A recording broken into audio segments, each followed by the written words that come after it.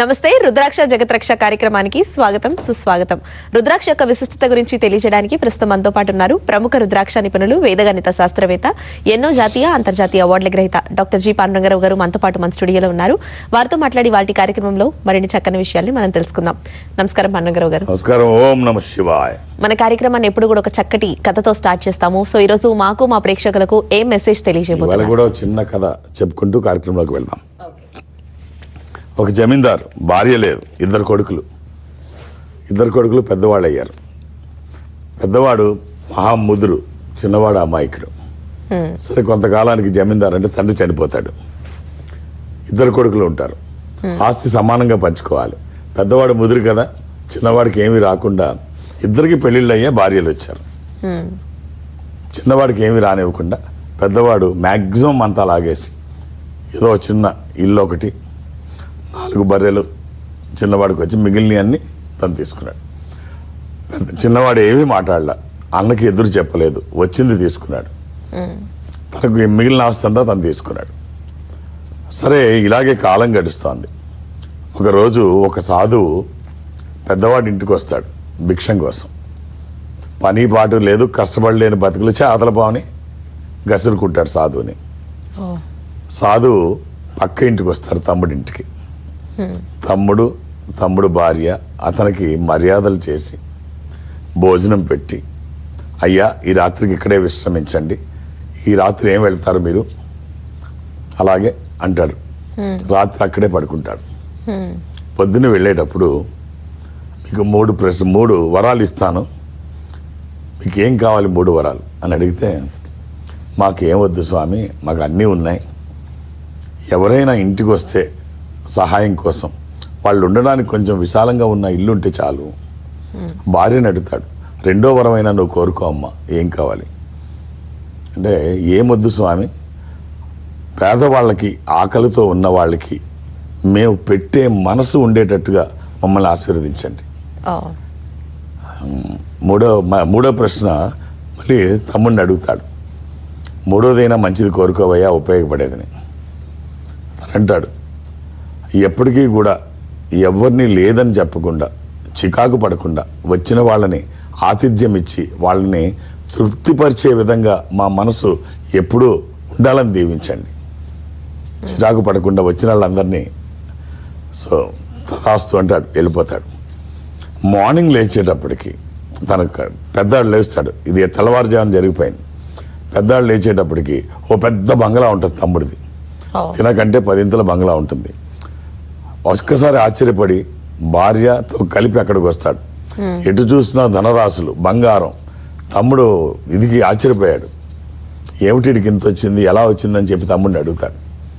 తమ్ముడు జరిగిందంతా చెప్తే భార్య చెప్పుద్ది, పెద్దాడు భార్య, ఆ సాధువు ఎక్కడున్నాడో వాడిని మనం కొట్టి తరిమేశాము, వాడు ఎక్కడున్నాడో తీసుకురా, లేకపోతే నువ్వు ఇంట్లోంచి బయటే ఉంటావు, లోపలికి రావు. సరే, మొత్తానికి వెళ్తాడు. గుర్రం వేసుకొని, జమీందారు కొడుకు కదా, వెళ్తాడు. తిరగ్గా ఓ దగ్గర ఎదురవుతాడు. స్వామి, రాత్రి మీ పట్ల నేను అనుచితంగా ప్రవర్తించాను, మనసులో పెట్టుకోకండి. మా భార్య మిమ్మల్ని భోజనానికి, ఎక్కడ భోజనం అయ్యా బాబు, అయిపోయి నేను ప్రయాణంలో ఉన్నాను, నాకే భోజనం వద్దంటాడు. లేదు మీరు తినాల్సిందే, నేను కాశీయాత్రకు పోతున్నా, దారిలో ఉన్నా, మళ్ళీ ఎక్కడైనా ఆకలిస్తే అక్కడ ఆగుతా, ఇప్పుడు నాకు అవసరం లేదు, నువ్వేం చెప్పినా రాకపోతే 3 వరాలన్నా మాకు ఇవ్వు, అంతేగాని నువ్వు రావాలి, లేదా వరాలు ఇవ్వు, మా తమ్ముడికి ఇచ్చినట్టు. సరే, అలాగే 3 వరాలు కోరుకో బో అంటాడు సాధువు. అన్న గుర్రం మీద వస్తూ ఈ ఉత్సాహం తట్టుకోలేక మంచి వేగంగా గుర్రం మీద వస్తుంటాడు. పంచకళ్యాణి గుర్రం ఎగిరెగిరి పడుతుంది, చాలా వేగంగా వెళ్తుంది. ఇంత వేగంగా వెళ్తోంది, ఒకవేళ ఈ గుర్రం చనిపోతున్న పరిస్థితి ఏంటి అనుకుంటాడు. పటకమని చచ్చిపోద్ది, అది కోరిక కదా, వరం వచ్చేసింది కదా, లటకమని గుర్రం చచ్చిపోద్ది. అరే గుర్రం చచ్చిపోయింది, ఇప్పుడు నేను ఎలా వెళ్ళాలి, అయినా తన మీద ఖరీదైన పాళీ ఉంటుంది గుర్రం కూర్చునేది, దీన్ని చచ్చిపోయిన గుర్రంతో వదిలేయడం ఎందుకని అది తీసుకుంటాడు. అది తీసుకొని నడుచుకుంటూ వచ్చి భార్యను తలుచుకుంటాడు. ఇంటి దగ్గర పని పాట లేకుండా ఉంది, నేను ఈ ఎండలో గుర్రం చచ్చిపోతే ఈ పాలిని మోసుకొని వెళ్తున్నాను, ఈ బరువు ఏదో తన మోస్తే తెలుస్తుంది, మాట మాటికి నన్ను విమర్శిస్తుంది, భుజం మీద మాయం అయిపోయింది, ఎక్కడికి వెళ్ళింది తెలియదు. అంటే ఆ కోరిక కదా అక్కడికి వెళ్ళిపోయింది భార్య దగ్గరికి. అదే ఇంటికి కష్టం మీద వెళ్తాడు.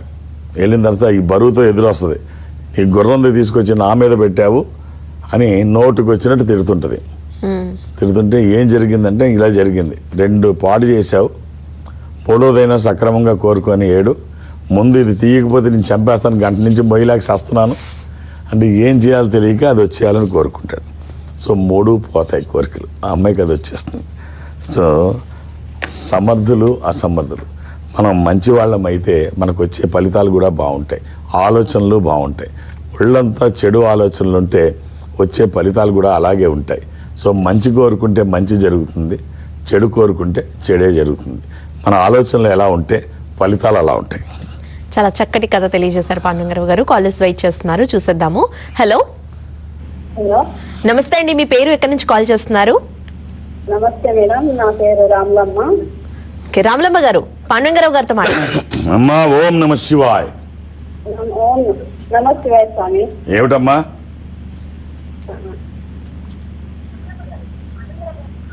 అమ్మా డేట్ ఆఫ్ బర్త్ ఇస్తారా?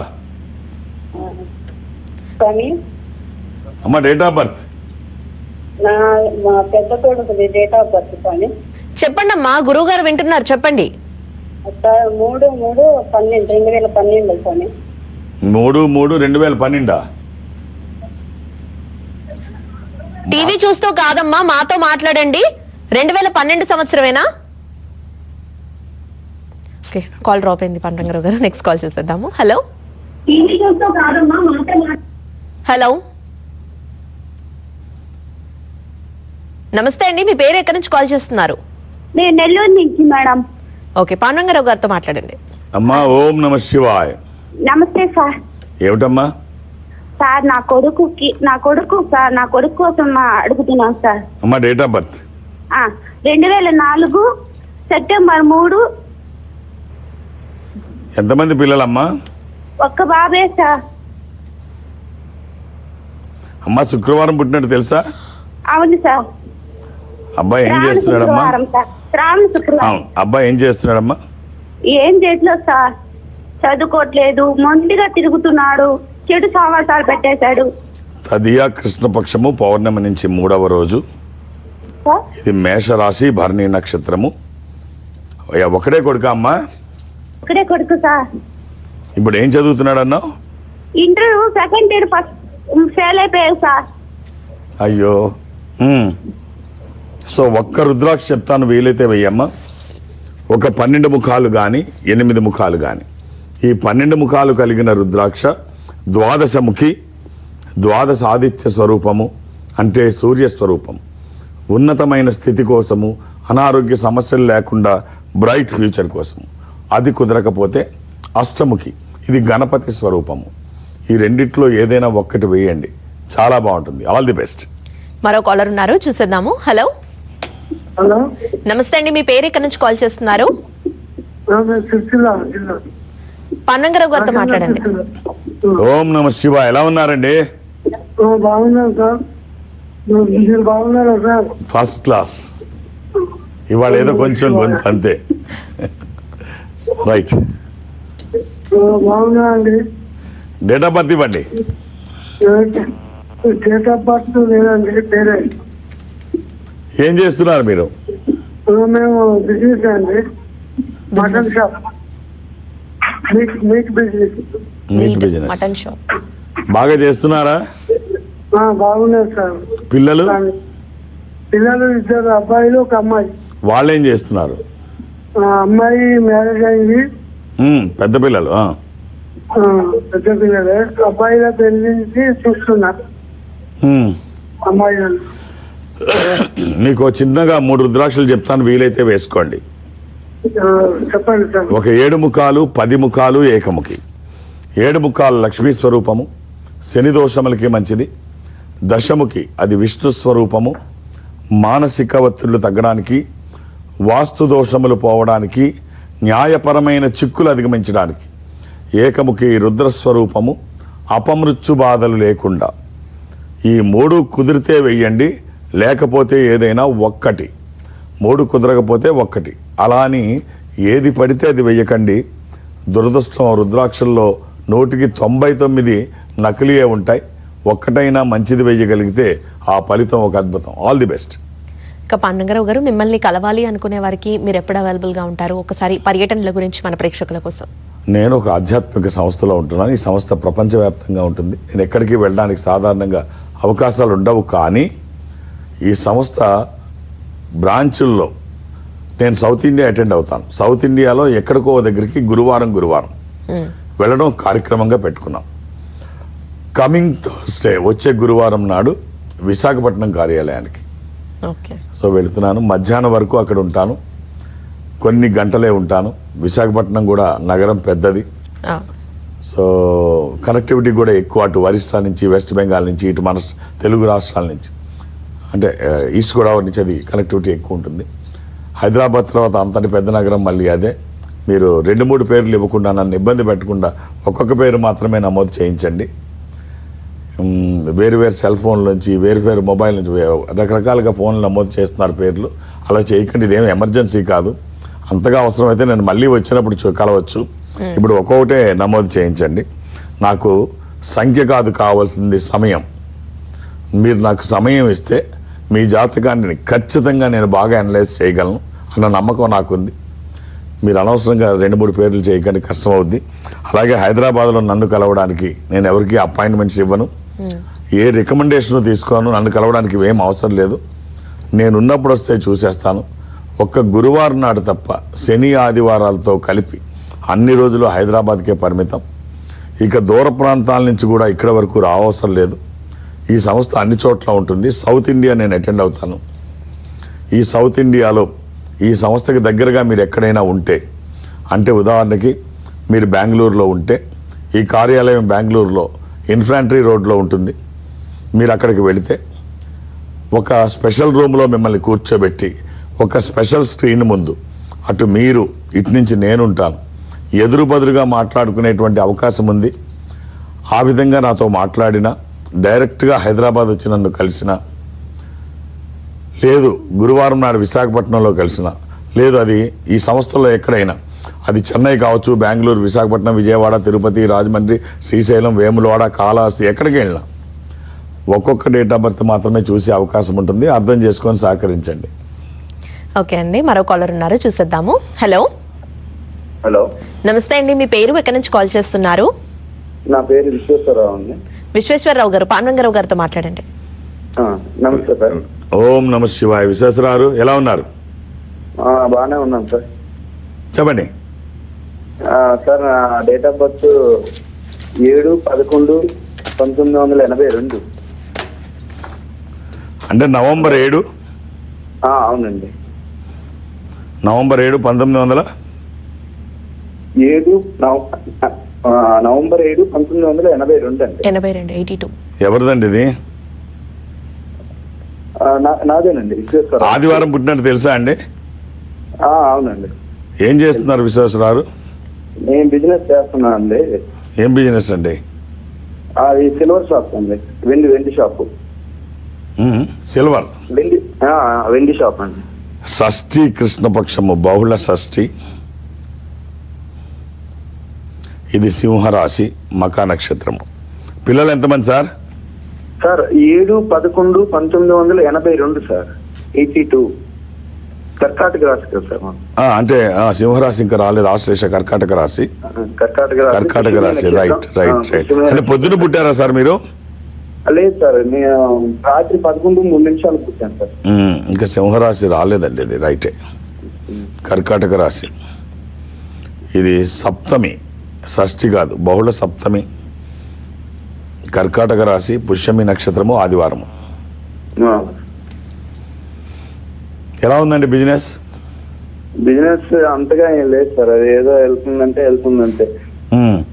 అందులో గోల్డ్, సిల్వర్ విపరీతంగా అది ఉరుక్కుంటూ వెళ్ళడం, ఉరుకుల పరుగుల మీదే ఉంది. రైట్ అండి. ఓ మంచి కాంబినేషన్ చెప్తాను, వీలైతే ధరించండి. ఓ 11 ముఖాలు, 7 ముఖాలు, ఏకముఖి. ఇది ఆరోగ్యం కోసము, ఆర్థిక ప్రయోజనాల కోసం. ఏకాదశముఖి, ఏకాదశ రుద్ర స్వరూపము. ఇది హనుమాన్ స్వరూపము కూడా. ఆధ్యాత్మికంగా మంచిది, ఆరోగ్యపరంగా మంచిది, భయాందోళనకు అవకాశం లేనటువంటిది. 7 లక్ష్మీ స్వరూపము శని దోషములకి మంచిది. ఏకముఖి రుద్రస్వరూపము అపమృత్యు బాధలు లేకుండా. ఈ 3 కలిపి కానీ ఏదైనా ఒకటి కానీ మీ వీళ్ళు బట్టి వేసుకోండి. All the best. ఎప్పుడూ వేసుకోవచ్చు, ఎలాంటి నియమాలు లేవు. ఇక పాండురంగారావు గారు, ఆకారం చూసి మోసపోవద్దు అంటారు. అంటే మనకు పై కనిపించేవే చూస్తాం కానీ లోపల ఉన్నదనేది ఎవరు చూడరు, దాన్ని చూసి జడ్జ్ కూడా చేయరు. ఫస్ట్ పైన కనిపించింది చూసే మాట్లాడుకుంటూ ఉంటారు. అది ఎంతవరకు పూర్వం అయితే ఆకారాలు అన్నాడు, ఇప్పుడు అవి కూడా లేవు. పూర్వం పాత సినిమాల్లో దొంగోడు కనబడితే ఇక్కడ సురుబుడికాయ, ఇక్కడ ఘాటు, పెద్ద బెల్టు, గళ్ళ లుంగి, బొడ్లో కత్తి మనకు తెలిసేది. మన పక్కన ఎవడన్నా ఉంటే ఇటు జాగ్రత్తగా ఉండాలి దొంగోడు ఉన్నాడని. ఇప్పుడు దొంగోడు చక్కగా టై కట్టుకొని, షూ వేసుకొని, కోట్ వేసుకొని, ఎవడు దొంగోడో ఎవడు మంచోడో తెలియట్లేదు, ఎవరితో జాగ్రత్తగా ఉండాలో తెలియట్లేదు. సో ఆకారాలు చూసి ఎవరిని నిర్ణయించలేము. ఒక రాజుగారికి అనారోగ్యం వచ్చింది. సరే, ఆ అనారోగ్యం కోసం మందులు వాడుతున్నాడు. ఎవరు తగ్గించలేకపోతున్నారు. రాజవైద్యుల్ని మించిన వాళ్ళు ఎవరుంటారు? వాళ్ళ ప్రయత్నం అంతా చేస్తున్నారు. రకరకాల రాజ్యాల నుంచి వస్తున్నారు. ఎవరు ఏమీ చేయలేకపోతున్నారు. సో ఇక అనారోగ్యం పెరిగి పెరిగి చావుకు దగ్గరైపోతుందని అర్థమవుతుంది.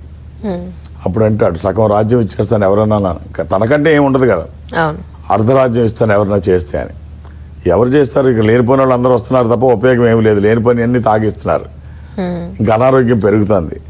సో ఇక రాజు నిర్ణయించుకుంటాడు ఇక తగ్గదు అని.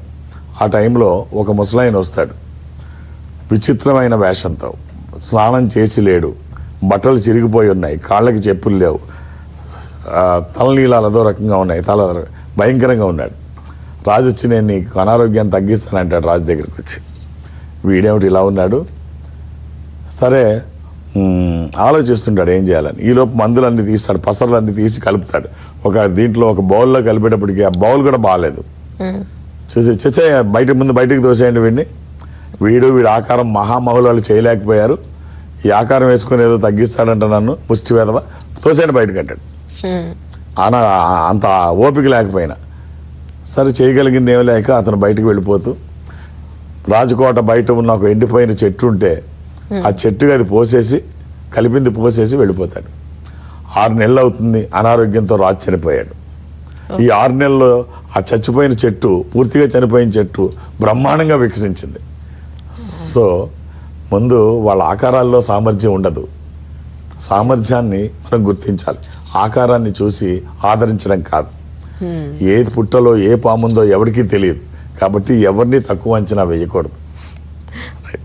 ఇంకా పాండురంగారావు గారు, సమస్య ఎప్పుడూ కూడా ఒక చక్కటి అవకాశాన్ని తెస్తుంది అని అంటారు. అంటే ఎప్పుడు ప్రాబ్లమ్స్ వస్తే మంచిదంటారా? నో, ప్రాబ్లం కోరుకోమని కాదు, సమస్య వస్తుందని భయపడొద్దు. భగవంతుడు ఎవరికి వరాలు ఇవ్వడు, శాపాలు ఇవ్వడు, అవకాశాలు ఇస్తాడు. సమస్యలు వస్తే ఆ సమస్యల్ని అధిగమించాలని ప్రయత్నం చేస్తే ఆ సమస్యతో పాటు ఖచ్చితంగా అవకాశాలు ఉంటాయి. ఖచ్చితంగా అవకాశాలు ఉంటాయి. సమస్య ఒకటే రాదు, సమస్య వస్తూ అవకాశాన్ని తీసుకొస్తుంది.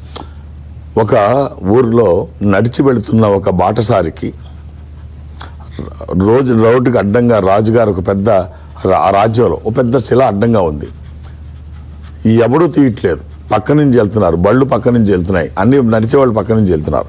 ఈ బండరాయిని తొలగించి ఎవడూ వెళ్ళట్లేదు, దాన్ని అలా వదిలేశారు. ఈ బాటసారి అక్కడికి వెళ్ళి దాన్ని పక్కకు నెట్టుతాడు. పక్కకు నెట్టితే పక్కకు తోసి వెళ్ళిపోదాం అనుకుంటాడు. దాని కింద ఒక డబ్బు మూట ఉంటుంది, దాంతోపాటు ఒక లెటర్ ఉంటుంది. ఈ రాయిని తొలగించిన వాళ్ళకి ఈ బంగారం సొంతమని.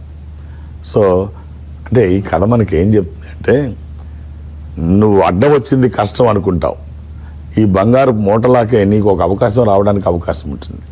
కాబట్టి దేన్ని చిన్నగా చూడకు, ఏ కష్టాన్ని బాధగా భరించ, ప్రతి కష్టం వెనుక ఒక అవకాశం అయితే ఖచ్చితంగా ఉంటుందని నమ్మితే నువ్వు కష్టం వస్తే బాధపడే అవకాశం కోసం అన్వేషిస్తావు. పాండురంగారావు గారు, ఇవాళ కార్యక్రమంలో కాలేజ్ యొక్క సమస్యలకు రుద్రాక్ష దారం ద్వారా చక్కని సమాధానాలు తెలియజేయడంతో పాటుగా మరెన్నో చక్కని విషయాల్ని మాకు మా ప్రేక్షకులకు తెలియజేశారు. మీకు ధన్యవాదాలు. ఓం నమః శివాయ. ఇది ఇవాల్టి రుద్రాక్ష జగత్రక్ష కార్యక్రమం. నమస్తే.